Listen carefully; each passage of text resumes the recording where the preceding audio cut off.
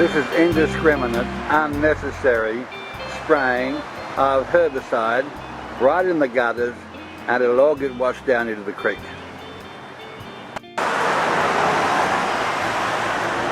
This is the Tellebudgerra. All this poison is going to get washed down and kill the fish habitat in the Tellebudgerra Creek.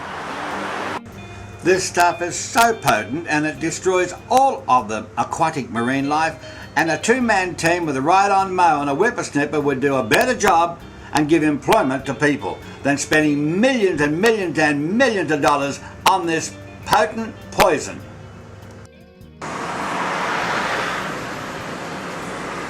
Now there's no reason for this. Have a look at this. It's thousands of gallons of herbicide on the hill going down into the Tellebudgerra Creek, and he's spraying around the post. What for?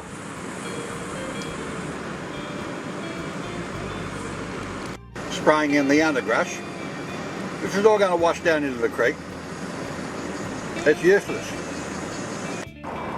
If you want to know why the river and the creeks are dead, I'm driving along the road. Have a look at where they've sprayed. All along the road in the creeks, you are looking where they've sprayed the poison. It will take 5 years or more with a chemical-free zone to bring back the life in the river. There's a new culture now, and instead of cutting the grass around the post, spray it. So instead of having green grass covering the post, have brown grass covering the post. You've got to wonder what's behind this absolute wanton destruction, using chemicals indiscriminately all the way down the side of all of these roads. Tell me, is the CEO of the Gold Coast City Council and the CEO of the Burleigh Desert Chai Council, are they getting a kickback for this? I mean, when it kills all of the aquatic life, and they go and get a report to say that there's no damage being done, that's when they get a report from Professor Waffle to say that there was no impact on the environment. And they pay these people $2,000 a week for that kind of bag of lies. This is absolute criminal destruction. But more than that, it's treasonable, because you pay them money to destroy your environment. Another part of the Coomera River, the freshwater part. Again, we're looking at the substrate. It used to be a mass with Vallisneria plant life and Alodia plant life. See if you can see anything there now. In the old days, there was hundreds and hundreds of freshwater mussels, and they're all dead. As you can see on the bottom of the substrate there right now, there's a dead freshwater mussel. This is now a dead waterway.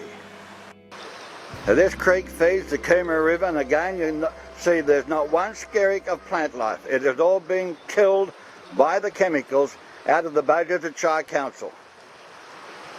There is not one bit of life. It's dead.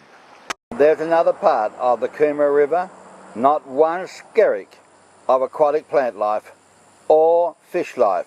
As you can see, this river is dead.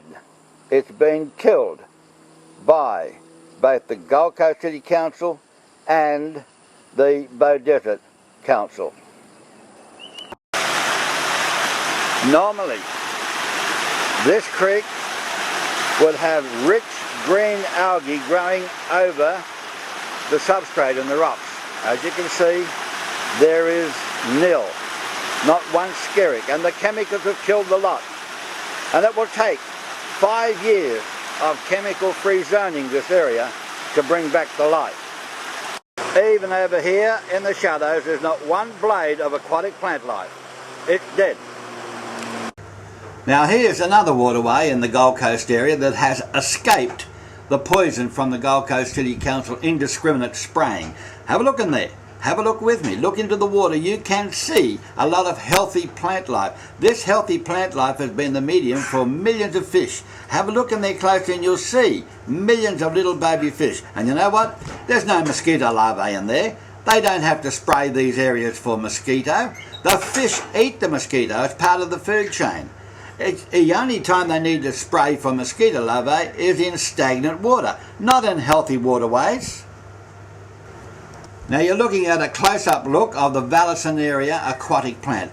This was an abundance in all of our freshwater creeks and rivers, and this is the spawning media for most of our native habitat fish. It's also the spawning media for the estuary fish. It's in this particular plant life that they produce the eggs, the fry and the infusoria, so that the broadwater will have a mass of aquatic life again.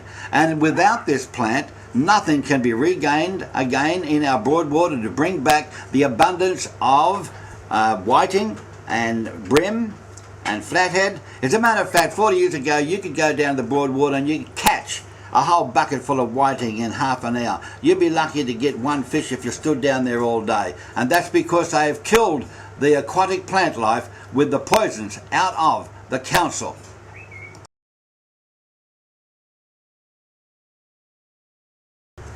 How many times do we have to see this stinking dead fish dying in our waterways and then be told by some Professor Waffle Waffle that it was because of lack of oxygen? Of course it was lack of oxygen, but you take away the plant life and kill all the aquatic plant life and you've also killed the supply of oxygen.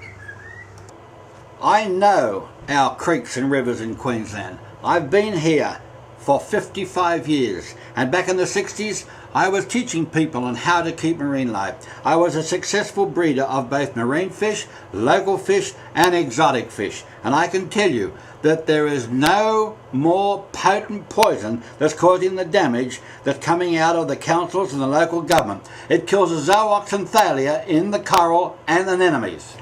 No wonder our coral is being bleached. And there will be no change in what's happening until they put a chemical-free zoning in all watersheds along the coast of Queensland. This problem is like the smoking. For years and years and years they got away with telling us that smoking did not give us cancer, did not kill people. Then all of a sudden they realised that it wasn't the smoking that was doing the damage, it was the nicotine in the smoke. Now we've got a problem here with the chemicals. They're saying that there's no impact on our environment. That's a load of rubbish that I've shown you in this film. You can see the big reason why our barrier reef is getting killed.